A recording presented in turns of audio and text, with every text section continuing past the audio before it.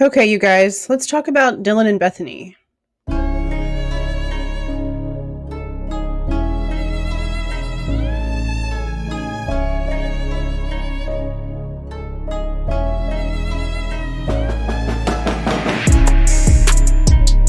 Hey guys, this is Jules with True Crime Reactions. Disclaimer. Everything stated in this video is my opinion and my opinion only, and just like everything else in these cases we discuss here on this channel, everything is alleged. Okay, so I know we've talked about the two girls before. We've talked about them plenty on this channel, okay?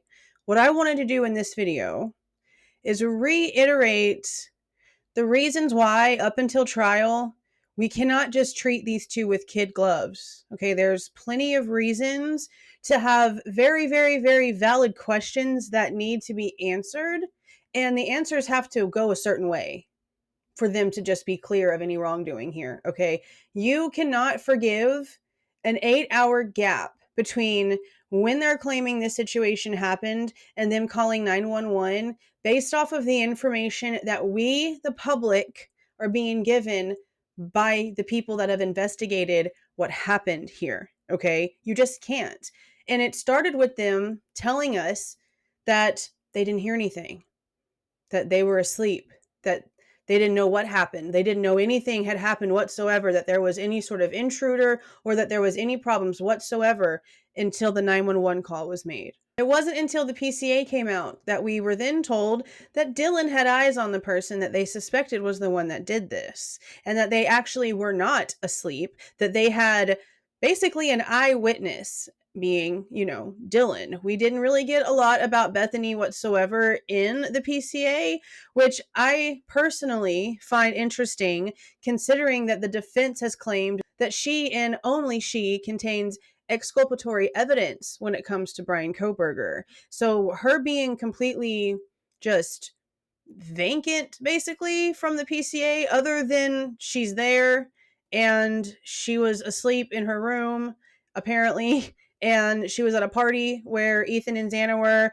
around like 9 p.m. or so earlier on in the night. Other than that, there's no information about what she actually saw, heard, anything. And the reason why all of that is really important is because the PCA itself states that the ending time of the incident is 5 minutes past the time that they state suspect vehicle 1 leaves the area. They are claiming in the PCA that the vehicle that they are wanting us to believe is Bryan Kohberger's, with Bryan Kohberger behind the wheel. Okay, that is what they want us to believe. Left the area because of all of the surveillance that they apparently have from that whole, the whole neighborhood, all of the neighborhoods around there, all the ring cameras, traffic cameras, blah, blah, blah, whatever. They're claiming that that vehicle left at 4:20. Okay. But they are ending the time of the crime at 4:25 based off of what?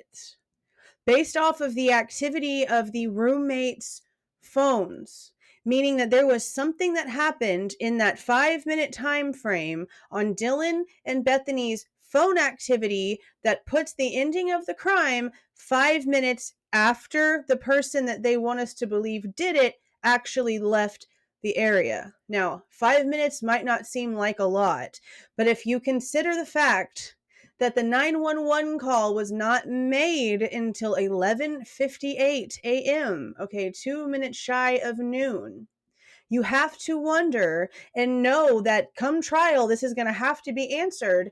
What was happening between the two of them in that house for those 5 minutes to where it's relevant to the timeline of the crime? Because like I've mentioned before, they're not talking about, what are you going to wear tomorrow night if we go out, girl? What are we going to wear to that party? Okay, they're not having those conversations. They're talking about something relevant to the crime, or it wouldn't be relevant to the PCA. And that goes back to the whole frozen shock theory. She couldn't have been in some sort of frozen shock to the point to where she was too scared to call 911 or come out of her room for 8 hours, but then be having conversations or some sort of phone activity on her phone between her and Bethany, her and whoever else is in that whole like phone activity. That's not, you cannot have it both ways. It's just like you can't sit here and say, oh, she didn't call 911 because it's a party house, so people coming and going in the middle of the night, like that's totally normal, but then claim that she was too scared for her life. What could she have possibly seen that would have made her so scared? And if that's the case, then you can't say that it's a party house, so that's the excuse for her not thinking that she needed to call 911. You can't have both. You cannot have both. Another thing is just like, duh, okay, like common sense. We're trying to believe that Maddie and Kaylee were blowing up Jack's phone until almost 3 o'clock in the morning, but that Dylan and Bethany apparently both know that everyone in the house was in their rooms behind their bedroom doors at 4 o'clock in the morning. But then we're expected to believe that just a handful of minutes later, whenever the DoorDash driver pulls up around 4 a.m., that everyone was so just out of it asleep that they didn't understand what was going on around them whenever they were hearing noises, that they were so asleep that they didn't understand that they were hearing murders happening. No, you can't be aware enough to know what time everyone was in their bedrooms and then too asleep 5 minutes later whenever the DoorDash comes a knocking to know exactly what's going on. We already know that someone, and they're assuming it was Kaylee, said something about somebody being there. Well, if Dylan was able to hear that a handful of minutes later, and that's like a normal tone of voice, normal conversation, she heard everything else. You can't sit there and tell me, oh, she had earbuds in. That's why she didn't hear nothing. Okay, well, then why did she hear someone say someone's here? And how could she possibly have heard someone say, it's okay, I'm here to help you? You cannot have it both ways, people. It's also extremely telling to me that neither one of them, according to Steve Goncalves, is wanting to actually testify and be any sort of participant in this whole thing. Like, I know damn well that they both know what is being said about them online, okay? And if they really wanted us to think differently of them, they wouldn't be so hesitant to go and stand trial, to be a witness at trial, to say, he is the one that I saw walking through my house, and he had this outfit on, and it looked like this, and it was completely black, and he had a knife in his hand, okay? Why are they not wanting to come forth and testify in court? Why is Dylan, not Dylan really, we're not really hearing too much about Dylan refusing to really come back. We know that she's supposed to be doing some sort of therapeutic stuff and that she's changed schools. There's been people blasting photos of her all over the place. Okay, like I have my like thoughts and opinions about how these two people are behaving, but I'm not going around and like stalking their social media. I only know about people even having new pictures of them and all of their life's updates because it pops up when I'm scrolling. I can't even tell you the last time I even tried to check for any of their social medias, okay? It's not that deep for me, okay? Anything that I have when it comes to them has to do with that night and how they are reacting to that night. And what I'm seeing is them not really wanting to do the right thing here. And if it really was just an innocent situation to where she really didn't know that there was a problem, she didn't really hear anything that actually gave her some sort of red flag alert that she needed to call 911, that maybe, just maybe, her and Bethany just sent each other maybe back and forth some text messages being like, hey, did you hear that? Or hey, did you notice if whoever ordered their food answered the door for DoorDash? Or hey, was it you that ordered DoorDash? It literally could have been that simple, but we don't know because of how sketchy they're acting about everything. If it was so innocent, okay, if they really have nothing to hide, why are they refusing to help?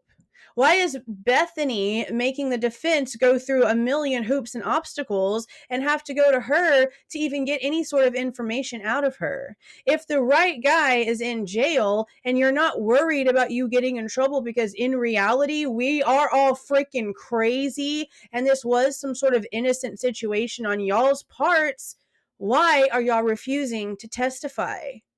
I mean, your behaviors, and yeah, I'm talking to them, but their behaviors after the fact is the reason. And maybe I understand in the beginning before Bryan was arrested, them staying, off of social media, not doing any interviews, not talking or anything. And I still understand to this point, them not giving any information out about what happened because of the gag order. Okay. But for them to just be completely off grid, basically, it makes them look sketchy because they're not showing any support to the victims' families to like make sure that this situation is handled right. They're literally almost on purpose becoming a problem. Like they're a blemish on the case, honestly. And it's based on their behaviors. I understand they have lawyers and whatnot, but there's things that could be done that wouldn't jeopardize the case, that would make their public perception change, you know, the way that we perceive them change. But it's been over a year and nothing has changed about the way that they themselves are reacting. And like I said, I understand all of the secrecy and staying away and everything up until the arrest. But if the right man's behind bars and that's who you saw that night, and this is what you can attest to make sure that your friends got real justice, what's the problem? See my point? And one of the biggest ones, besides the PCA, because, you know, everything else is just me and my opinions and feelings based off what I'm seeing. The PCA is legit information that anyone that has internet that can pull up the damn thing off of the public website can read it all for yourselves. It is in there black and white that the timeline for the crime ends with their cell phone activity, not the time that the suspect's vehicle actually leaves. And again, the biggest other most like detrimentally interesting part to me when it comes to if anyone else could be liable and their sketchy behavior is the fact that when it comes to the rules that keep getting cited here, we have the ICR 16 rules that go 1 through 8. Okay, like I've mentioned several times in my videos, 1 through 8 is a problem for me because number 2 has to do with a co-defendant.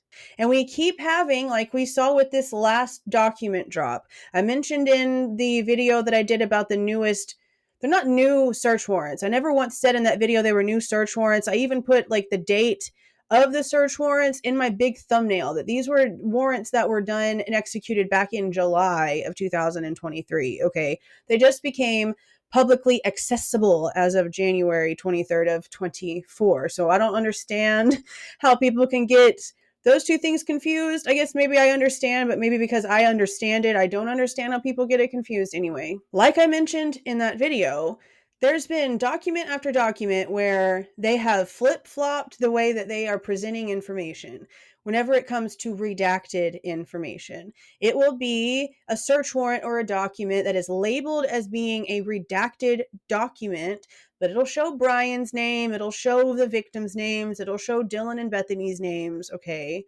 But then we'll have documents in between those that are labeled the same way as a redacted document, and there will be a redacted name. If we already know the victims' names, if we already know Dylan and Bethany, if we already know Bryan, whose name is being protected?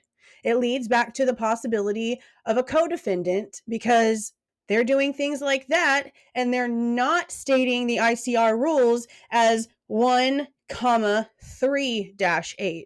They're purposely leaving in the 2 for the co-defendant. I don't know if they're doing that on purpose or if it's just the way they're notating it because they don't want to take the extra step. But whenever you look at everything as a whole, that gives you a lot to question. Hey guys, faceless edit here, okay? So let's also not forget the whole suspect vehicle number 1 situation, right? If there was only one vehicle, one suspect vehicle, one suspect, they would literally just say the suspect's vehicle or suspect vehicle. They wouldn't keep saying suspect vehicle number 1, suspect vehicle number 1. There only needs to be a number 1 delegation because there's more than one congruently, like as a whole, there's more than one. So there has to be something that delegates them from each other. So what's number 2? What's number 2? Because they screwed up the bolo for what they're considering Bryan's car, the white Hyundai Elantra, but they're also telling us there's more than one vehicle involved just by the way that they're putting things in the documents. And that's been the biggest issue here. They're sitting here trying to tell us this is just one person and that they've got that said person, but then nothing that they're actually putting on the table in black and white that they're claiming are facts points to that. It really just doesn't. And again, we've questioned this since the PCA. We found out so much in the PCA that was just massive lies compared to the previous 30 days or so. Well, 45 days really, because this happened on November 13th and they arrested him on like, what was it, December 30th? So a month and a half of lies. And then the PCA comes out and we're like, holy crap, bro. This doesn't even make any sense. Because just like a lot of people have said, I was all gung ho for Bryan, being like, the dude, holy crap, they have him. I don't care about nothing else. I don't want to hear no boo booing about his history, his background, his family. He's a grown ass man. He made this decision. Okay, that video's still up. All right. Y'all can go look, go find it. That PCA came out and my entire mindset on this case changed. That's why we're doing these videos, because I am trying to figure out what the hell happened here, why everything flipped 180, and what we're supposed to actually believe as fact. And can you imagine, like, if we're this concerned about what we're hearing, how the families are actually feeling? Like, we sit back and act as if Ethan Chapin's family is really just not doing anything, but they're probably just not doing anything in the public. You really think they're just sitting back and just not trying to get answers for their son's death? I highly doubt it, guys. I really just highly doubt it. But yeah, I just wanted to make sure that the whole suspect vehicle number one thing was put in here, because that was really like the first indicator that there was a possibility that there was somebody else involved in this, and it was right there in the PCA, and it was one of the first things that we were talking about. So I'm glad I didn't completely forget it. That would have been a travesty. Now, I want to end this by stating this. Everything that I have said to you in this video, besides the things that are the ICR rules and the PCA actual verbiage that is in the court documents, okay? This is all based off what we are being told from law enforcement, from the courts, from the defense, from the states, because just like I said, we haven't heard a damn thing from Dylan or Bethany. There has been no direct postings on social media. There has been no videos done. There has been no interviews done. There has been nothing. There has been people that have come out and said that they know them and they know something about what's going on with their lives, but no one that's like their parents, okay? Their direct like best friends or significant others or anything, or themselves are coming out and giving any sort of statement. All right? So everything that we might be complaining about when it comes to these two girls might be completely wrong. And the cops might be purposely doing this to keep us guessing on things that really don't have a damn thing to do with anything, because that's what they do. That's what they do. They've done it for generations now. We've seen it for decades. That's what they do. And if that's the case, then that's really crappy of the cops, because they literally put them right there. They kind of threw them under the bus from the beginning, because they came out and told the public that they were asleep, didn't hear anything. And then as soon as the arrest warrant came out, we found out we'd been lied to the whole time. So automatically, everyone was just mad. Everyone was not understanding, because you gave us a narrative and you lied to us about it for so long. And we'd already had issues with the car and the timeline being a little bit different now that the PCA was out. There's so many things that changed. So they can't really be upset that we have so many questions. It almost feels like we're looking at two different crimes here because of what we were originally told versus what's now being given to us in text, in black and white, in legal documentation. That's not our fault. That's theirs. So, again, we haven't actually heard anything directly from Dylan about what she saw that night. We don't know what the description actually was that was given to the police. We don't know if Bethany did actually hear or see anything. Not legally, not from the cop standpoint. We know that she apparently has exculpatory evidence. We know the kind of things that are sort of being tossed around as rumors from third-party people that have heard this from this person and thinks that this maybe has something to do with something because they heard it from this person, or this frat or this sorority has been talking about this. And I mean, yeah, a lot of those things might be valid, but a lot of those things might just be talking points, because no one can really figure out who the hell this Bryan guy is and how he even knows these people. Because that's the biggest question here, right? And again, like I mentioned in my previous video, Ann Taylor has stood up and stated that there's no connections between Bryan and the victims.